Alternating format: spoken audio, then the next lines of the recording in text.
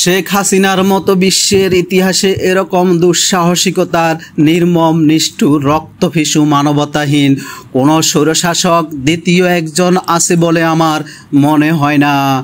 যে স্বৈরশাসক নিজেকে ক্ষমতা টিকিয়ে রাখার জন্য বাংলাদেশের বহু মানুষকে গুম খুন করেছে, হাজারো মায়ের কোল খালি করেছে, হাজারো বোনকে বিধবা করেছে, কত শিশুকে নির্যাতন করে মেরে ফেলেছে, কত ভাই তার বোনকে হারিয়েছে, কত বোন তার ভাইকে হারিয়েছে এই অবৈধ স্বৈরশাসক মানবতাহীন শেখ হাসিনার কারণে।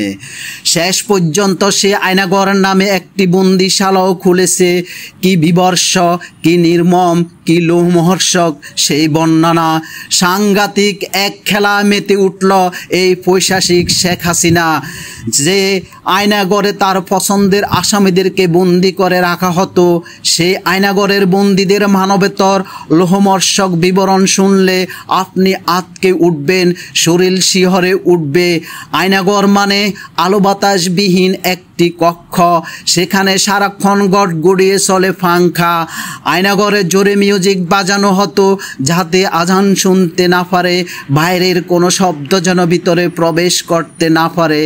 8 বছর বন্দি থাকা ব্যারিস্টার আহমেদ বিন কাসেম ওরফে আরমানের বর্ণনা অনুযায়ী 2016 সালের 9 আগস্ট সাদা পোশাকে তাকে তুলে নেওয়া হয়।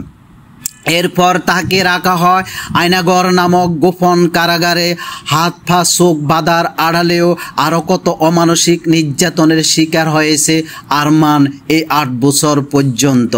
আজানের ধ্বনিও শুনতে দেওয়া হতো না।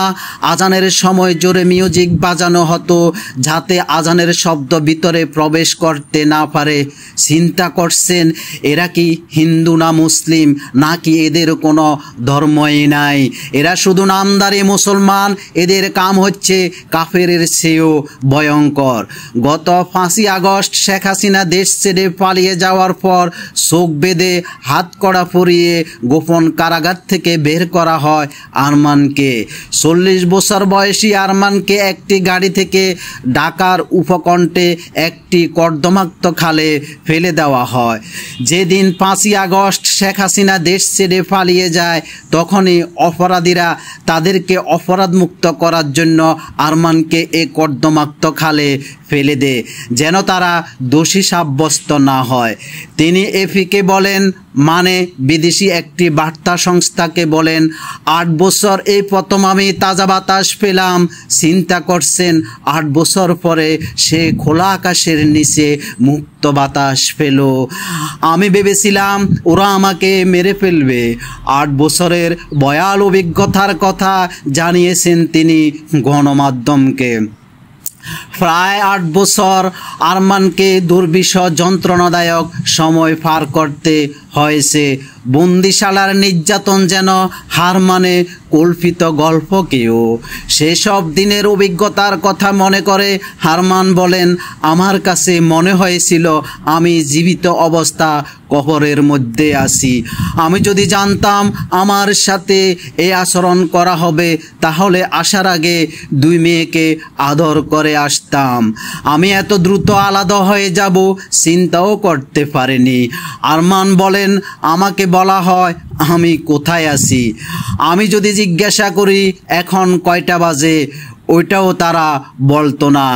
আমি বলতাম আমি নামাজ পড়ব কিভাবে, তখন তারা বলতো এটাই তাদের আদেশ, সময় বলা যাবে না। আশেপাশে মসজিদ ছিল, আজান শোনা যেত। যখনই আজান শোনা যেত তখনই তারা মিউজিক ছেড়ে দিত যেন আজান শুনতে না পায়, বাইরের আবহাওয়া যেন ভিতরে প্রবেশ করতে না পারে, কেউ যেন লোকেশন বুঝতে না পারে, সময় বুঝতে না পারে, আজান শুনতে না পারে। এটাই তাদের আদেশ। এভাবে 8টি বছর কেটে গেল আরমানের। 8 বছর 8 দিনও না। এরা কি মানুষ না মানুষ নামের নরপিশাচ? সেদিন জিয়াউল হাসান বলেছিলেন, আমি 8 দিন ছিলাম, কিন্তু 8 দিনও আমি সহ্য করতে পারি নাই। বাঁচতে পারে কেউ? অনেক মানুষ তো মারা গেছে, আর তারা তো কোনো খোঁজই নেই। আর তাদের তো কোনো খোঁজই নেই। যদি আরমান সাহেব মারা যেত তাহলে তারও তো কোনো খোঁজ পাওয়া যেত না। সৃষ্টির এক নির্মম পরিহাস। এই আরমান সাহেব যদি বেঁচে না থাকতো তাহলে স্বৈরশাসকের লোহমর্ষক ঘটনাগুলো কিভাবে উদ্ঘাটন হতো। সৃষ্টিকর্তার কাছে কোটি কোটি শুকরিয়া আদায় করছি, এই আরমান সাহেব বেঁচে থাকার উসিলায় আল্লাহ এই স্বৈরশাসকের কুকীর্তিগুলো ফাঁস করে দিয়েছেন। আরমান বলেছেন, একমাত্র ধর্মীয় আধ্যাত্মিক বিশ্বাসী আল্লাহ আমাকে বাঁচিয়ে রেখেছে। কাঁদতে কাঁদতে চোখের পানি শুকিয়ে গেছে আমার। 8 বছর পর মায়ের কাছে ছুটে আসা আমার কাছে কল্পনারও অতীত, স্বপ্নের মতো। আরমানের কাছে সময়টা এক বিভীষিকাময় অধ্যায়। 2016 সালে আরমানের জীবন থেকে মুছে যায় পৃথিবীর সূর্য, শুরু হয় এক অন্ধকারাচ্ছন্ন অধ্যায়।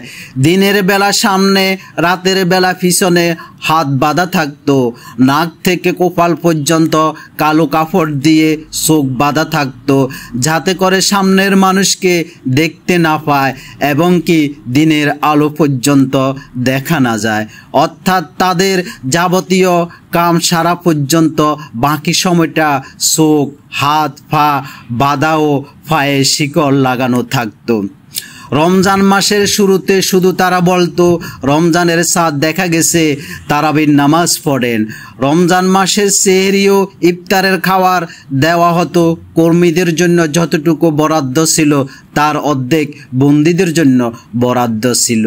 ব্যারিস্টার আরমান বলেন, আমি রাতের পর রাত কাটিয়েছি বন্দীদের কান্নার আওয়াজে, এবং কি প্রাপ্তবয়স্ক পুরুষকে শিশুর মতো চিৎকার করতে শুনেছি আমি।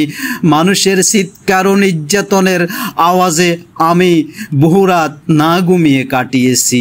এমন কথা শুনেছি কয়েকজন বন্দী না খেয়ে আত্মহত্যা করার চেষ্টা করেছে। এভাবে তিলে তিলে কষ্ট না পেয়ে একেবারে মরে যাওয়াই ভালো, তাতে করে অন্তত এই কষ্ট থেকে বাঁচব। কিন্তু কর্মীরা তাও করতে দিতেন না। তাদেরকে হাত পা বেঁধে নাকে নল দিয়ে খাওয়াইতেন যেন মৃত্যু না হয়। আবার যদি মৃত্যুর আশঙ্কা হয় তখন তাদেরকে ভিটামিন ইনজেকশন দিয়ে সুস্থ করে তুলতো। অর্থাৎ মারা গেল তো সে যন্ত্রণা পাবে না।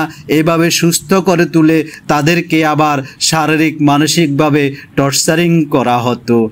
আহারে জীবন, না পারে বাঁচতে, না পারে মরতে, এ কেমন জীবন রে! হে আল্লাহ, আমি তোমার একজন পাপী বান্দা হিসাবে তোমার কাছে ফরিয়াদ করে বলতেছি, মানুষকে এভাবে জীবিত রেখে কষ্ট না দিয়ে একেবারে মৃত্যু দিয়ে দাও। আমার প্রশ্ন, যারা তাদেরকে এভাবে টর্চারিং করতেছে তাদের মৃত্যুটা কিভাবে হবে?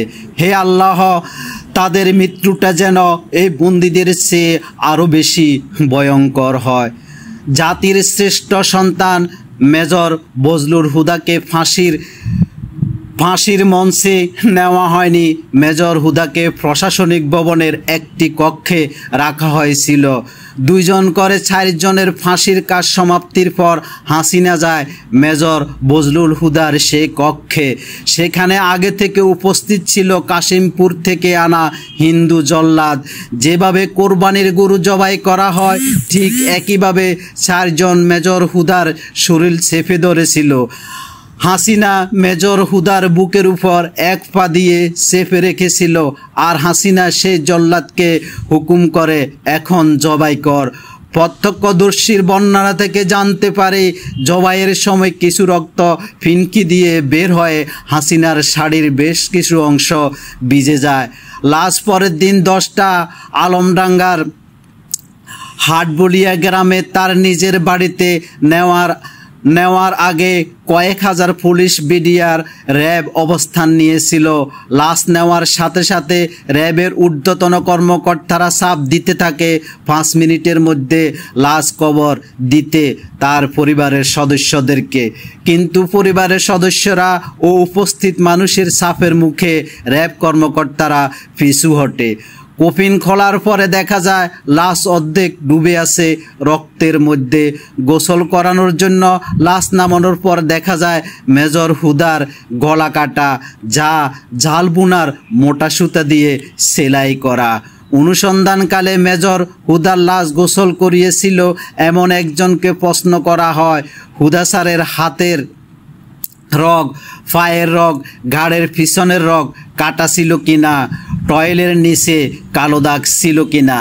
তাকে বারবার এই প্রশ্ন করা হয়েছিল কারণ একজন ফাঁসির আসামিকে ফাঁসি দেওয়ার পর তার মৃত্যু নিশ্চিত করার জন্য হাতের, পায়ের ও ঘাড়ের পিছনের রগ কেটে দেওয়া হয় উপস্থিত সার্জনের মাধ্যমে। না, উনি দেখেছেন স্রেফ জবাই করা আর হাতের উপর একটু চামড়া ছেঁড়া। সম্ভবত হ্যান্ডকাফ পরা অবস্থা জবাই করার সময় হাতের সামান্য চামড়া ছিঁড়ে দেয়।